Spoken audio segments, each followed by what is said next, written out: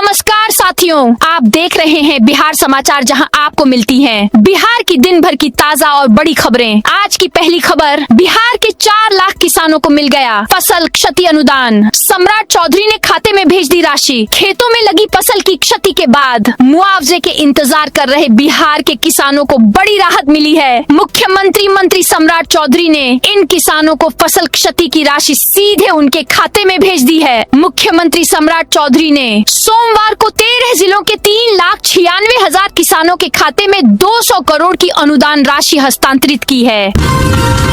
बिहार में 17 नए medical college खुलेंगे। सम्राट सरकार ने मांगे प्रस्ताव। बिहार को आगामी 5 वर्षों के भीतर चिकित्सा और स्वास्थ्य सेवाओं के एक मेडिकल हब के रूप में विकसित करने की दिशा में राज्य सरकार ने बड़ा कदम उठाया है। सूबे के विभिन्न क्षेत्रों में विश्व स्तरीय बुनियादी ढांचे के विकास के लिए सरकार लगातार निवेश को बढ़ावा दे रही है, जिसमें स्वास्थ्य को मुख्य प्राथमिकता दी गई है। वंदे भारत एक्सप्रेस लेट हुई तो यात्रियों को मुफ्त में मिलेगा खाना। वंदे भारत एक्सप्रेस ट्रेन से सफर करने वाले लोगों के लिए अच्छा खबर है। IRCTC ने इस ट्रेन के यात्रियों के लिए नई सुविधा की शुरुआत कर दी है। इसके तहत वंदे भारत एक्सप्रेस के लेट होने पर यात्रियों को अब भोजन पर अतिरिक्त खर्च नहीं करना पड़ेगा। Indian railway catering and tourism corporation ने वंदे भारत के लिए नई सुविधा शुरू की है। भरत तिवारी एनकाउंटर में आया नया मोड़। 24 जून को होगी महापंचायत। भोजपुर जिले के भरत तिवारी एनकाउंटर मामले में अब नया मोड़ आ गया है। भरत तिवारी को न्याय दिलाने की मांग लगातार तेज होती जा रही है। अब यह मामला सिर्फ बिहार तक सीमित नहीं रहा, बल्कि पड़ोसी राज्य उत्तर प्रदेश में भी लोग खुलकर न्याय की मांग कर रहे हैं। इस बढ़ते जन समर्थन के बीच भोजपुर जिले के बिलौटी गाँव में 24 जून को सर्व समाज की एक बड़ी महापंचायत आयोजित की जाएगी। जानकारी के अनुसार इस महापंचायत में बिहार और यूपी से 10,000 से ज्यादा लोगों के जुटने की संभावना जताई जा रही है। सावधान, बिहार के नेशनल हाईवे किनारे अब नहीं बन सकेंगे घर दुकान। बिहार में राष्ट्रीय राजमार्गों NH के दोनों ओर अब मनमाने ढंग से मकान, दुकान या किसी भी तरह का व्यावसायिक ढांचा खड़ा करना मुमकिन नहीं होगा। सूबे में सड़क दुर्घटनाओं पर प्रभावी अंकुश लगाने और सड़कों को अतिक्रमण मुक्त रखने के लिए सम्राट सरकार एक बेहद सख्त नीति बनाने की तैयारी में जुट गई है। आधिकारिक रिपोर्ट के अनुसार इस नई नीति के तहत बिहार के भीतर राष्ट्रीय राजमार्गों के दोनों तरफ 15-15 मीटर की तय दूरी तक किसी भी प्रकार के नए निर्माण कार्य पर पूरी तरह रोक लगा दी जाएगी। बिहार में इस साल मानसून सामान्य से 4 दिन पहले आया। मानसून के बादलों ने 15 जून की जगह 11 जून को ही दस्तक दे दी, लेकिन इसके बाद 10 दिन से यह ठहरा हुआ है। कैमूर, रोहतास, औरंगाबाद, गया, अरवल, भोजपुर, बक्सर, सारण, सीवान, गोपालगंज और पटना, नालंदा, जहानाबाद, नवादा और जमुई में एंट्री नहीं हुई है। कई जगह पारा 42 डिग्री सेल्सियस के पार पहुंच गया है। मौसम विज्ञान केंद्र पटना के वरिष्ठ वैज्ञानिक डॉक्टर आनंद शंकर ने बताया है कि 25 जून से बिहार में झमाझम बारिश होने की उम्मीद है। सैटेलाइट से ली गई तस्वीरों में दिखा है कि बादल घिरने लगे हैं। 23 जून के आसपास मानसून बिहार में आगे बढ़ सकता है। बिहार विधानसभा में विशेष अधिकार न्यायालय शुरू। बिहार विधानसभा में जनप्रतिनिधियों और सदन की गरिमा की रक्षा के लिए एक नई व्यवस्था की शुरुआत की गई है। विधानसभा अध्यक्ष प्रेम कुमार ने सोमवार को विशेष अधिकार न्यायालय कक्ष का उद्घाटन किया। यह न्यायालय सदन के सदस्यों, अधिकारियों और कर्मचारियों के विशेषाधिकारों के हनन से जुड़े मामलों की सुनवाई करेगा। विधानसभा के अध्यक्ष ही विशेष अधिकार न्यायालय के जज होंगे और सारे मामलों की सुनवाई करेंगे। सीवान में मुहर्रम जुलूस में डीजे बैन, हथियार के प्रयोग पर भी रोक। सीवान जिले में 26 जून को होने वाले मुहर्रम जुलूस को लेकर प्रशासन पूरी तरह अलर्ट है। विभिन्न थाना परिसरों में आयोजित शांति समिति की बैठकों में अधिकारियों ने स्पष्ट किया है कि जुलूस के दौरान डीजे पूरी तरह प्रतिबंधित रहेगा। JDU के राष्ट्रीय अध्यक्ष बने नीतीश कुमार। नीतीश कुमार एक बार फिर जदयू के राष्ट्रीय अध्यक्ष बन गए हैं। रविवार को पार्टी की राष्ट्रीय परिषद की बैठक में इस पर मुहर लगी है। वहीं उमेश कुशवाहा को प्रदेश अध्यक्ष की जिम्मेदारी मिली है। यह निर्णय राज्य परिषद की बैठक में लिया गया है। वहीं डिप्टी CM विजय चौधरी ने कहा कि बैठक में नीतीश कुमार के राष्ट्रीय अध्यक्ष बनने पर राष्ट्रीय परिषद की बैठक में मुहर लगी है। इसके अलावा निशांत कुमार ने इस बैठक में बड़े बढ़ चढ़कर हिस्सा लिया है। आगे भविष्य में जेडीयू बेहतर करने जा रही है। पीएमसीएच में हड्डी टूटने वाले मरीजों का इलाज होगा आसान। पीएमसीएच के हड्डी रोग विभाग में ट्रैक्शन टेबल की कमी के कारण मरीजों और डॉक्टरों को काफी परेशानी होती थी। पहले विभाग में दान में मिले एक ट्रैक्शन टेबल से ही काम चलाया जा रहा था। सीमित संसाधनों के कारण कई बार मरीजों को ऑपरेशन के लिए इंतजार करना पड़ता था। मोहल्ला क्लिनिक के तर्ज पर पटना को मिलेगा अर्बन हेल्थ सेंटर। पटना में दिल्ली मॉडल के मोहल्ला क्लिनिक के तर्ज पर 2 नए अर्बन हेल्थ सेंटर की सौगात मिलेगी। इसी सप्ताह स्वास्थ्य मंत्री निशांत कुमार एक साथ दोनों सेंटरों का उद्घाटन कर सकते हैं। पटना नगर निगम के 2 वार्डों में इसकी सौगात दी गई है। इसमें एक हेल्थ सेंटर वार्ड संख्या 38 के दरियापुर भट्टी में बना है, जो कि सबसे बड़ा है, और दूसरा वार्ड संख्या 48 के नंदनगर कॉलोनी में तैयार किया गया है। मुजफ्फरपुर में खुलने जा रही 4 बड़ी फैक्ट्रियां। मुजफ्फरपुर के मोतीपुर औद्योगिक क्षेत्र के लिए बड़ी खुशखबरी सामने आई है। बिहार औद्योगिक क्षेत्र विकास प्राधिकरण की प्रोजेक्ट क्लियरेंस कमेटी ने मोतीपुर में 4 नई औद्योगिक इकाइयों की स्थापना को मंजूरी दे दी है। इन परियोजनाओं के जरिए क्षेत्र में 39.42 करोड़ रुपए का निवेश होगा, जिससे उत्तर बिहार में औद्योगिक गतिविधियों को नई रफ्तार मिलने के साथ युवाओं के लिए रोजगार के अवसर भी बढ़ेंगे। पटना में चलने वाली बीएसआरटीसी की सभी सीएनजी बसें जल्द इलेक्ट्रिक बसों से रिप्लेस होंगी। अभी पटना शहर के 6 रूटों पर 100 सीएनजी बसें चल रही हैं। इन सब को पीएम ई बस योजना के अंतर्गत मिलने वाली इलेक्ट्रिक बसों से रिप्लेस किया जाएगा। बीएसआरटीसी के बांकीपुर डिवीजन को 150 इलेक्ट्रिक बसें मिलनी हैं, जिनमें से 100 को शहर के अंदर चलने वाली इलेक्ट्रिक बसों को रिप्लेस करने में इस्तेमाल किया जाएगा। अब होगा पटना का हर गांव रोशन। पंचायतों में लगेंगी 13,000 से अधिक सोलर स्ट्रीट लाइट। मुख्यमंत्री सोलर स्ट्रीट लाइट योजना के अंतर्गत जिले की सभी पंचायतों में सोलर लाइट लगाने का कार्य तेजी से चल रहा है। पंचायतों के वार्डों में बची हुई सोलर स्ट्रीट लाइट लगाने की जिम्मेदारी केएलके वेंचर एजेंसी को सौंपी गई है। एजेंसी लाइट लगाने के साथ साथ अगले 5 वर्षों तक उसके रखरखाव की जिम्मेदारी भी निभाएगी। नेपाल में भारी बारिश से उफान पर कोसी, बड़ा जलस्तर। नेपाल के पहाड़ी क्षेत्रों में लगातार हो रही बारिश के कारण कोसी नदी उफान पर है। बढ़ते जलस्तर को देखते हुए सीमावर्ती इलाकों में सतर्कता बढ़ा दी गई है। कोसी बराज स्थित कंट्रोल रूम से मिली जानकारी के अनुसार सोमवार सुबह 10 बजे कोसी नदी का डिस्चार्ज 97,935 क्यूसेक बढ़ते क्रम में दर्ज किया गया। जल प्रवाह में लगातार बढ़ोतरी को देखते हुए कोसी बराज के 11 फाटक खोल दिए गए हैं। भोजपुर में खाद बिक्री के नए नियम लागू, कालाबाजारी पर लगेगी लगाम। भोजपुर जिले में उर्वरकों की उपलब्धता सुनिश्चित करने तथा कालाबाजारी पर रोक लगाने के उद्देश्य से जिला कृषि पदाधिकारी ने उर्वरक बिक्री संबंधी पूर्व आदेश में आंशिक संशोधन करते हुए नया निर्देश जारी किया है। 20 जून को जारी आदेश के अनुसार किसानों को खाद खरीदने से पहले आधार कार्ड, जमीन संबंधी दस्तावेज एवं फार्म रजिस्ट्री सहित अन्य आवश्यक कागजात प्रस्तुत करने होंगे। गर्मी की छुट्टी के बाद स्कूलों में बच्चों का होगा विशेष स्वागत। गर्मी की छुट्टी के बाद सोमवार से स्कूलों में बच्चों का विशेष स्वागत होगा। स्वागत सप्ताह के दौरान कई रोचक और प्रेरणादायक गतिविधियां आयोजित की जाएंगी।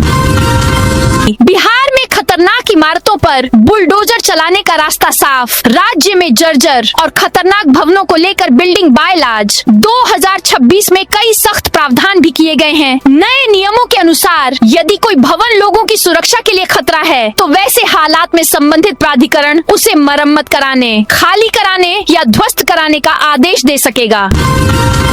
भागलपुर में पिंक बस सेवा घाटे में 6 महीने में 28 लाख का सीएनजी खर्च। महिलाओं और छात्राओं को सुरक्षित एवं सुविधाजनक यात्रा उपलब्ध कराने के उद्देश्य से शुरू की गई पिंक बस सेवा भागलपुर में गंभीर आर्थिक चुनौतियों से जूझ रही है। हालात ऐसे हैं कि पिछले 6 महीनों में बसों में 28,08,000 रुपए का सीएनजी भरा गया, जबकि आय मात्र 19,44,000 रुपए ही हो सकी। यानी बसों की कमाई ईंधन खर्च तक नहीं निकाल पा रही है। भागलपुर में बर्खास्तगी के खिलाफ परिवार संघ धरने पर बैठे अतिथि शिक्षक। भागलपुर में बर्खास्तगी के विरोध में अतिथि शिक्षकों ने सोमवार से विश्वविद्यालय प्रशासनिक भवन परिसर में अनिश्चितकालीन धरना शुरू कर दिया। धरने पर बैठे शिक्षकों ने विश्वविद्यालय प्रशासन के खिलाफ जमकर नाराजगी जताई और कुलपति तथा रजिस्ट्रार के विरोध में नारेबाजी की।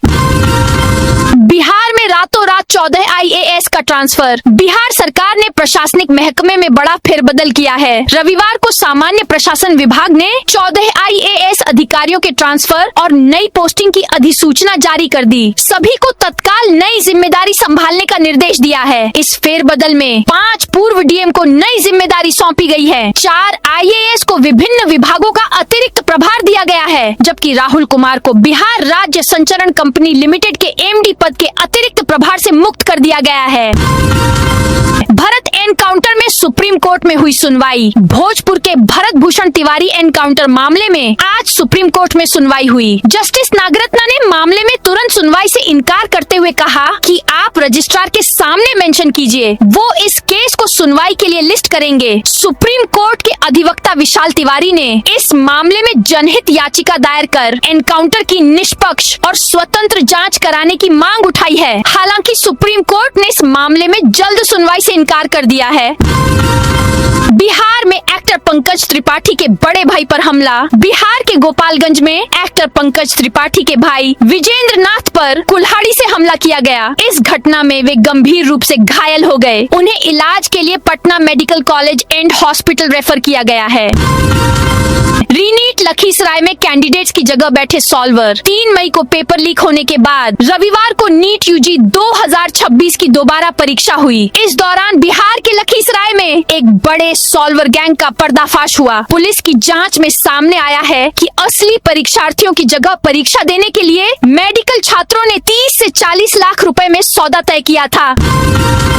रोशन आनंद के भाई और कर्मी को नहीं मिली बेल। पटना कोचिंग विवाद से जुड़े रोशन आनंद पक्ष के 2 लोगों की जमानत याचिका पटना डिस्ट्रिक्ट जज के बेंच में फाइल की गई है। आज इस पर एडीजी 33 के कोर्ट में अभिषेक और गौरव की जमानत पर सुनवाई हुई। रोशन आनंद के पक्ष की ओर से बहस के दौरान अपनी दलील रखी गई। बहस के बाद कोर्ट की ओर से एलसीआर लोअर कोर्ट रिकॉर्ड की मांग की गई है। अगली तारीख पर मजिस्ट्रेट फर्स्ट क्लास के यहाँ से रिकॉर्ड आने के बाद दोबारा से बहस होगी। बिहार की x IPS Kamya Mishra politics करेंगी ज्वाइन। लेडी सिंघम के नाम से मशहूर बिहार कैडर की पूर्व IPS officer Kamya Mishra politics में कदम रखेंगी। उन्होंने एक इंटरव्यू में इसका खुलासा किया और कहा, जो भी पॉलिटिकल पार्टी देश के लिए अच्छा करेगी और मेरे आइडियोलॉजी से मैच करेगी, मैं उसे ज्वाइन करूंगी। हालांकि उन्होंने इस चीज को अपनी किस्मत पर छोड़ दिया है। नवादा पावापुरी नई रेल लाइन के लिए भूमि अधिग्रहण शुरू। नवादा पावापुरी नई रेल लाइन परियोजना को लेकर भूमि अधिग्रहण की प्रक्रिया औपचारिक रूप से शुरू हो गई है। रेलवे की ओर से इस संबंध में अधिसूचना जारी किए जाने के बाद गिरियक अंचल के कई गांवों की जमीन अधिग्रहण के दायरे में आ गई है। इस परियोजना के तहत नवादा से पावापुरी रोड स्टेशन तक लगभग 25.10 किलोमीटर लंबी नई रेल लाइन का निर्माण किया जाएगा।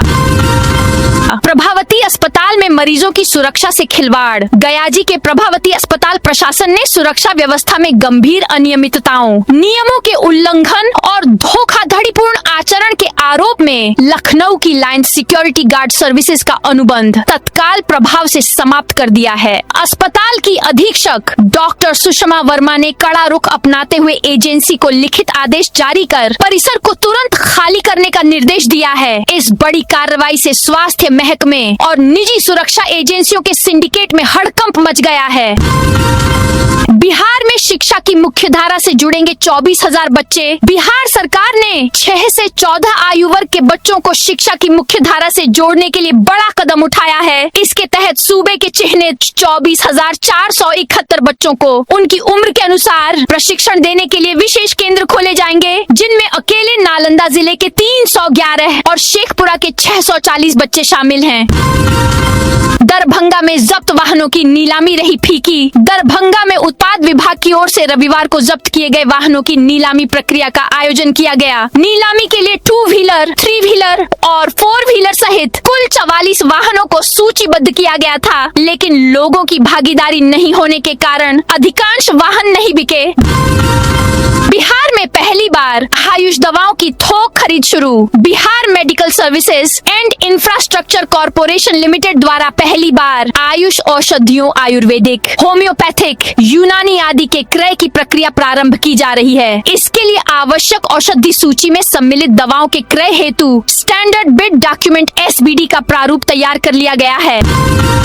बिहार के कृषि क्षेत्र में आएगा बम्पर निवेश। महाराष्ट्र की कंपनियों ने चीनी और एथेनॉल उत्पादन में दिखाई रुचि। बिहार में चीनी और इथेनॉल उत्पादन के लिए निवेशकों को आमंत्रित करने के उद्देश्य से गन्ना उद्योग मंत्री संजय कुमार शनिवार और रविवार को पुणे के दौरे पर रहे। वहां वसंत दादा शुगर इंस्टीट्यूट जाकर वे गन्ने की आधुनिक खेती और उच्च उत्पादकता वाली प्रजातियों से अवगत हुए। डॉन्ड शुगर मिल का भ्रमण कर चीनी के अधिकतम उत्पादन और गन्ना उद्योग से अधिकतम लाभ की तरकीब को जाना समझा। इस बीच निवेशकों और उद्योग विशेषज्ञों के साथ बैठक कर उन्हें बिहार में गन्ना उद्योग क्षेत्र में असीम अवसर से अवगत कराया। 30 जुलाई से 28 अगस्त तक आयोजित होगा श्रावणी मेला। बिहार में 30 जुलाई से श्रावणी मेले की शुरुआत होगी, जो कि 28 अगस्त तक चलेगी। भव्य तरीके से इस बार भी मेले का आयोजन किया जाएगा। पहलेजा घाट से गरीबनाथ तक श्रावणी मेले को लेकर खास तैयारी की जा रही है। बिना टिकट यात्रा अब पड़ेगी भारी। 500 से लेकर 10,000 तक जुर्माने का नया प्रावधान। रेल यात्रियों के लिए बड़ी खबर है। रेलवे अधिनियम में संशोधन के बाद बिना टिकट यात्रा, धूम्रपान, महिला कोच में अनधिकृत प्रवेश और खतरनाक सामान ले जाने पर अब पहले से कहीं अधिक जुर्माना देना होगा। संशोधित नियमों के अनुसार रेलवे अधिनियम की धारा 137 के तहत बिना टिकट यात्रा करने पर यात्री को किराए के अतिरिक्त न्यूनतम 500 का दंड देना होगा। रेलवे का मानना है कि इससे बिना टिकट यात्रा करने वालों पर प्रभावी अंकुश लगेगा। विक्रमशिला सेतु पर लग रहे फ्लेक्सिबल डिवाइडर, ओवरटेकिंग पर लगेगी रोक। विक्रमशिला सेतु पर यातायात व्यवस्था को सुरक्षित और सुगम बनाने के लिए प्रशासन ने फ्लेक्सिबल डिवाइडर लगाने की पहल शुरू कर दी है। फिलहाल नवगछिया छोर से डिवाइडर लगाने का काम शुरू किया गया है। योजना के तहत पूरे सेतु पर फ्लेक्सिबल डिवाइडर लगाए जाएंगे ताकि वाहनों का परिचालन निर्धारित लेन में सुनिश्चित किया जा सके और जाम की समस्या पर नियंत्रण पाया जा सके। 3005 करोड़ के प्रोजेक्ट बदलेगी बिहार की तस्वीर। बिहार में आधुनिक सड़क अवसंरचना को मजबूती देने की दिशा में एक और महत्वपूर्ण परियोजना तेजी से आकार ले रही है। गंगा नदी पर 3005.98 करोड़ रुपए की लागत से दीघा सोनपुर रेल सह सड़क पुल के समानांतर निर्माणाधीन 6 लेन एक्स्ट्रा डोज्ड केबल ब्रिज का कार्य तेज गति से चल रहा है।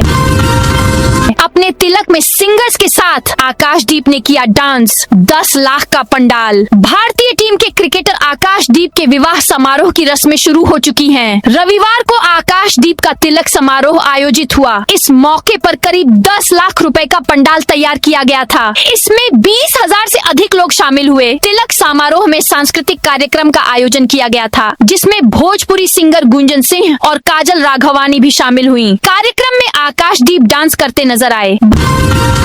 भरत तिवारी एनकाउंटर केस में पूर्व रॉ एजेंट लक्की बिष्ट की एंट्री में अब एक नया और बड़ा मोड़ आ गया है। बिहार के भोजपुर जिले के बिलौटी गांव में 17 जून 2026 को हुए भरत भूषण तिवारी एनकाउंटर को लेकर जारी विवाद के बीच पूर्व एनएसजी कमांडो और पूर्व रॉ एजेंट लक्की बिष्ट ने पीड़ित परिवार के समर्थन में बिहार आने का ऐलान किया है। उनके इस बयान के बाद मामला एक बार फिर राष्ट्रीय स्तर पर चर्चा का विषय बन गया है। कांटी के सदातपुर दरभंगा मोड़ और शनि मंदिर के पास सोमवार को भीषण जाम से राहगीर परेशान रहे। प्रखंड क्षेत्र के सदातपुर दरभंगा मोड़ और शनि मंदिर के पास सोमवार को दिन में करीब 10 बजे भीषण जाम लग गया। इस महाजाम ने राहगीरों को भारी मुश्किल में डाल दिया। स्थानीय प्रशासन और अधिकारियों द्वारा लगातार अतिक्रमण हटाने एवं नो पार्किंग जोन में खड़ी गाड़ियों से जुर्माना वसूलने के बाद भी लोग सुधरने का नाम नहीं ले रहे हैं। 4 लेन के दोनों तरफ मनमाने ढंग से गाड़ियों की पार्किंग कर देने से मुख्य सड़क पर वाहनों की रफ्तार थम गई। आइए और नौकरी पाइए। गया जी में 24 से 25 जून को लगेगा रोजगार मेला। बेरोजगार युवाओं के लिए अच्छी खबर है। बिहार सरकार के विभिन्न विभागों के सहयोग से 24 और 25 जून 2026 को रोजगार एवं कौशल मेला आयोजित किया जाएगा। इस दौरान कई निजी कंपनियां विभिन्न पदों के लिए अभ्यर्थियों का चयन करेंगी। खास बात यह है कि पूरी चयन प्रक्रिया निःशुल्क होगी। बंगाल में मदरसों को मिलने वाली रकम आधी हुई। पश्चिम बंगाल के वित्त मंत्री स्वप्न दास गुप्ता ने सोमवार को भाजपा सरकार का पहला बजट पेश किया। बजट में कहा गया कि सरकार 1 लाख से ज्यादा सरकारी पदों को भरेगी और इसमें महिलाओं को 33% आरक्षण दिया जाएगा। अल्पसंख्यक कल्याण और मदरसा विभाग के लिए फंड 5,713 करोड़ से घटाकर 2,165.42 करोड़ कर दिया गया है। वित्त मंत्री ने बताया कि 4,30,000 करोड़ रुपए के बजट में पूर्व सीएम ममता बनर्जी के समय शुरू हुई सभी सामाजिक कल्याण योजनाओं जैसे अन्नपूर्णा योजना और महिलाओं के लिए फ्री बस यात्रा को जारी रखा जाएगा।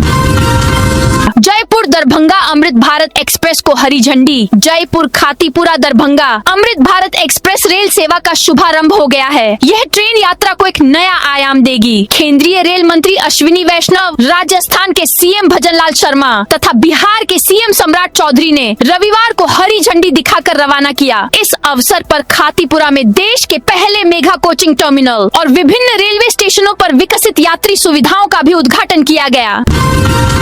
ब्रिटिश पीएम स्टारमर का इस्तीफा कहाँ? पार्टी को नहीं लगता मैं अगला चुनाव जिता सकता हूँ। ब्रिटेन के प्रधानमंत्री कीर स्टारमर ने सोमवार को प्रधानमंत्री और लेबर पार्टी के नेता पद से इस्तीफा दे दिया है। 10 डाउनिंग स्ट्रीट के बाहर राष्ट्र को संबोधित करते हुए उन्होंने कहा कि लेबर पार्टी को नहीं लगता कि मैं अगले चुनाव में नेतृत्व करने के लिए सही व्यक्ति हूँ। स्टारमर का इस्तीफा ऐसे समय आया है जब लेबर पार्टी के भीतर उनके नेतृत्व को लेकर लंबे समय से असंतोष बढ़ रहा था। हाल के महीनों में कई सांसदों और मंत्रियों ने उनके नेतृत्व पर सवाल उठाए थे। स्थानीय चुनावों में पार्टी के खराब प्रदर्शन और गिरती लोकप्रियता ने भी उनके ऊपर दबाव बढ़ा दिया था। तो दोस्तों, यह थी आज बिहार की दिन भर की ताजा और बड़ी खबरें। अब कल मिलते हैं नई खबरों के साथ।